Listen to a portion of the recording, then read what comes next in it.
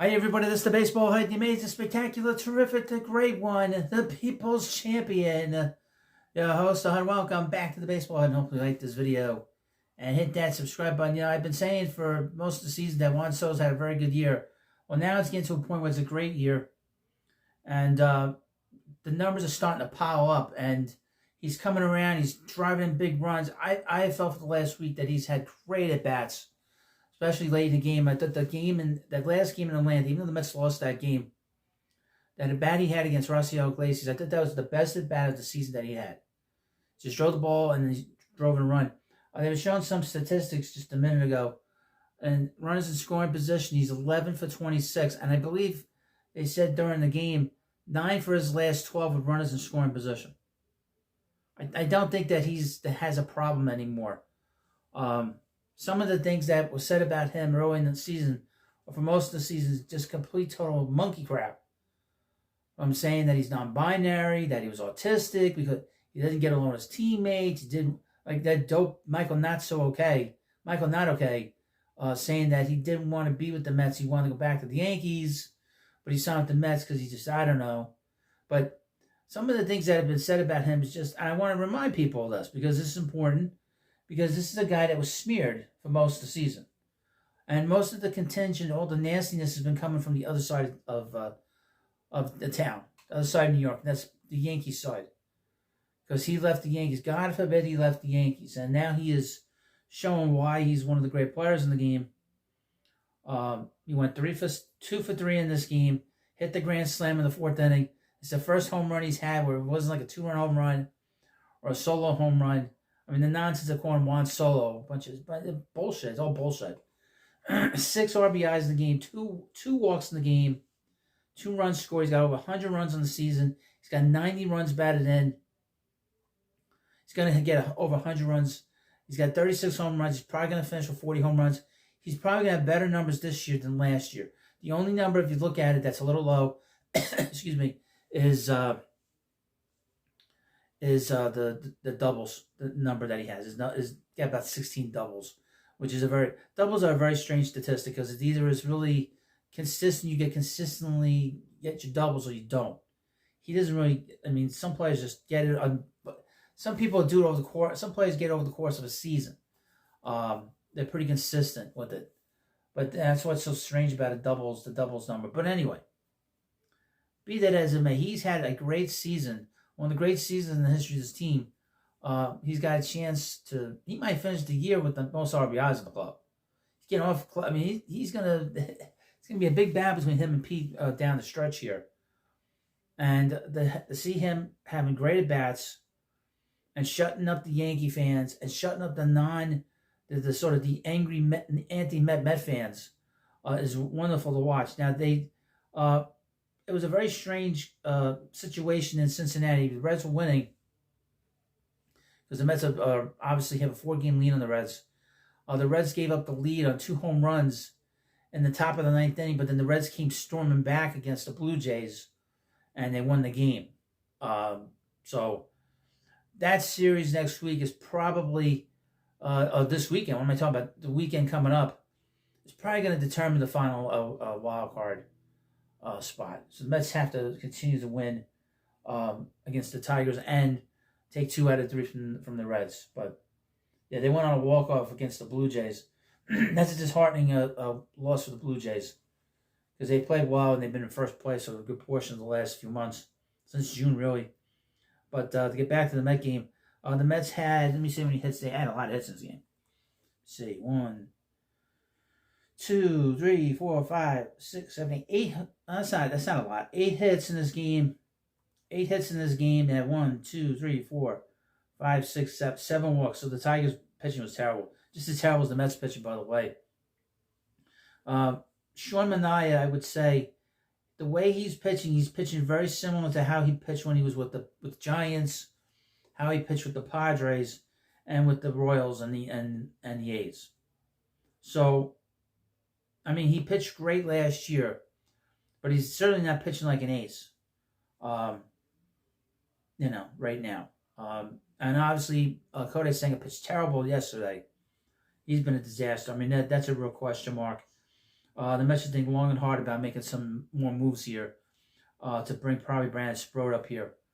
Because he pitched really well on Friday, on Saturday, whatever the hell it was, Saturday, for AAA, the AAA Syracuse team. But we got to the pitching a little bit. I don't have the whole match up here. But Showman and I pitched 3 2/3 innings, gave up 8 hits, 5 earned runs, 1 walk, and 6 strikeouts. Not great. The guy that pitched actually pretty good and scares me is Ryan Stanley. Got the win. I couldn't believe it. Tyler Rogers came in. He pitched pretty good. Ryan Helsley pitched terrible. Brooks Raley gave up a run in the 8th inning. The Mets had a couple of big plays in this game. I guess in the 6th inning, the 7th inning, Jeff McNeil made a big play on the hole and a good diving play by Sergio Mullins. He takes some weird routes. That guy he doesn't catch the ball great. I mean, he's got very good speed, great speed, but boy, his routes to the ball is very scary. And he's done really nothing. He's done nothing. I can't even say anything good about him. I mean, I gotta be honest with you. Cedric Mullins has done nothing that I can say anything good about him. Maybe he's a nice guy. I don't know. But he's done very little since he's been here. That wasn't a very good trade to get him. I mean, they could have gotten, who knows? They could have gotten somebody else. So anyway, who else had a good game today? Luis Torrens, had a good game, had 3 hits, drove 2 runs. He drove in the first 2 runs. Brett Beatty had a good game, drove in a run. But really the big guy in the game was really Juan Soto. And obviously a lot of people are eating crow. And I've been saying over the last few months that he was going to get big hits when it really counted, and we're starting to see that. And honestly, he tied the game up on Saturday when the Mets were down by 8-2 or whatever it was, and he tied the game up late in the game, and the Mets bullpen blew it again. But he's done an awesome job. The one thing you realize about him as a player is that when you see the comparisons to names like Jimmy Fox and Mickey Mantle, I mean, that's rarefied air. I mean, when you talk about guys like that, the legendary players of the game, and there's no bigger legendary player than Mickey Mantle. That guy's Kai's industry of being a legendary player, especially the last few years of his life. Legendary. And when you see Soto's name being mentioned with him, in terms of getting a walk and a home run, he's done that the most times now in his career before the age of 27. And then you hear things like Jimmy Fox, who up until the 90s was a guy that hit the most home runs and the fewest at bats. He hit the most home runs to get how can I describe the statistic? He had the fewest at bats to get the 500 home runs up until Mark McGwire did it in the 90s, early 2000s. So when you hear people talk about Jimmy Fox, who's a player that most people don't talk about, he played in the 30s, and you talk about him, that is rarefied air. And Soto's now with these guys and now blowing past them. And what's great about him is he's only 26 years old. He hasn't hit 27 years old yet until October. And to think that so many people went after him, mostly Yankee fans, bitter Yankee fans, that have been sort of pissed off, since he signed with the Mets. They basically shut the hell up. They basically been shut up for good, I think. Once in a while you hear them complaining and stuff, but Soto is one of the great players, and he's carrying the Mets offensively. And that's what the Mets signed him for, is to go on one of these stretches now, to go on one of these runs to carry the Mets. This was a game the Mets needed. This was a game that they had to score a lot of runs. This was a game that they gave him all this money for. That was a terrible loss yesterday. That was a terrible series they had against the Marlins. The Marlins are a pain in the ass. And I think part of it, and I noticed the Marlins got swept today. I mean, they didn't get swept. Got shut out today in their game. Pathetic. But the Marlins are way too comfortable going up against the Mets. And that's a major problem. But the Mets needed this game today. They could not lose 2 in a row. Down the stretch, we're now in September. We cannot fool around. The Mets can't fool around. And that's why it's so important to have players like this on your team. This is a guy that can carry your team now for the rest of the month. And we're going to be talking about him maybe being the MVP of the league. He's probably going to contend for the player of the month for September. I mean, the numbers, they were flashing the numbers since May 30th. I mean, he's second, he's first in numbers. It's just OPS is like second or first. I mean, just incredible numbers. I can go on and on about him. I mean, to be honest with you, because I think I've said here and there, I've wanted him on the Mets since 2021.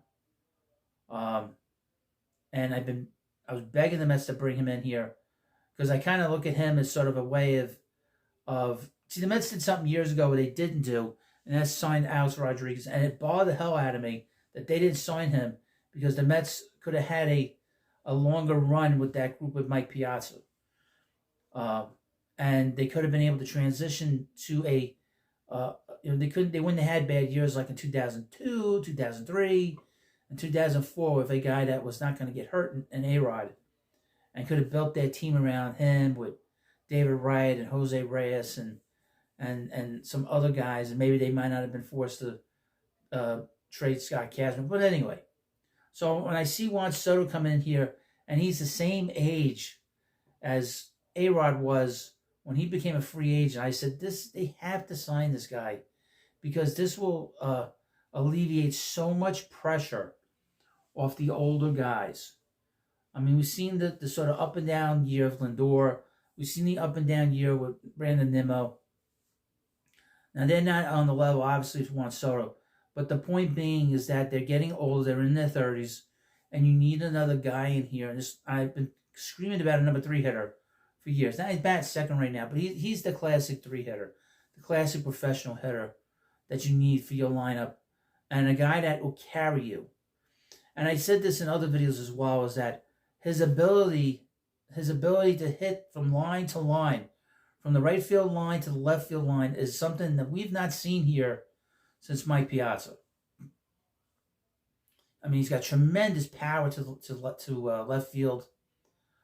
His ability to get under a ball and it carries out. I mean, he's gotten under the ball so many times and it just goes out, And again, his ability to hit the ball to the left side with authority, we've not seen that since Mike Piazza, who obviously was able to hit the ball to right field with tremendous authority and is so dangerous throughout the whole ballpark. No ballpark can contain this player. And we've not seen this in a long time here. And I haven't seen it since the days of Piazza.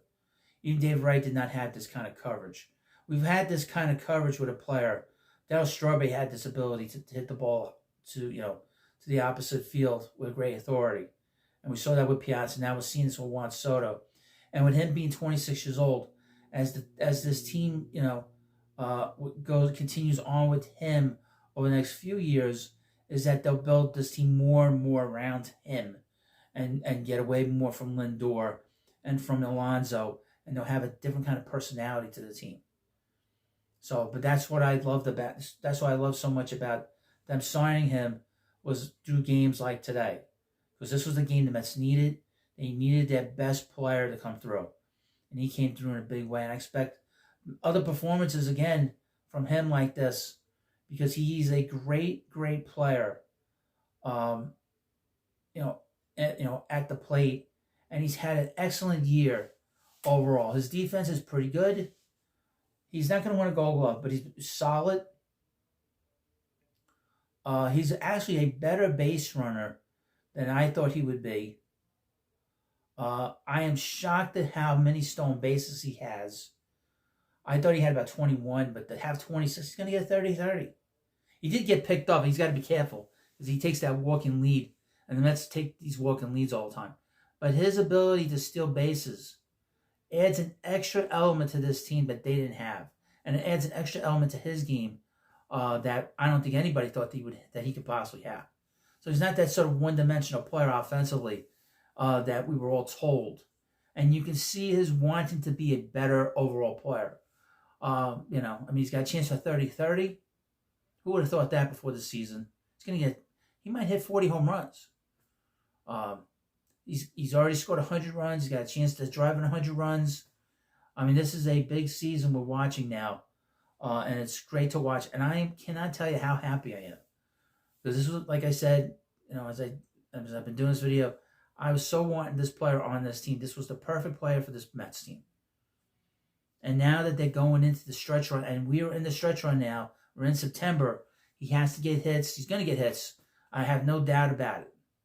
But you let me know what you think about this video. And of course, if you follow me on Facebook, hit the like button on this video. If you're watching me on YouTube, send me a super thanks for all the great work I do. I'm just a wonderful guy, quite frankly. And I'm humble too, as you could tell. I'm not too happy that they lost 3 out of 4 to the Marlins, but we move on. They won today. Very important. But of course, I need you to subscribe to me on YouTube. Follow me on Facebook. Thanks for watching, and I'll see you later.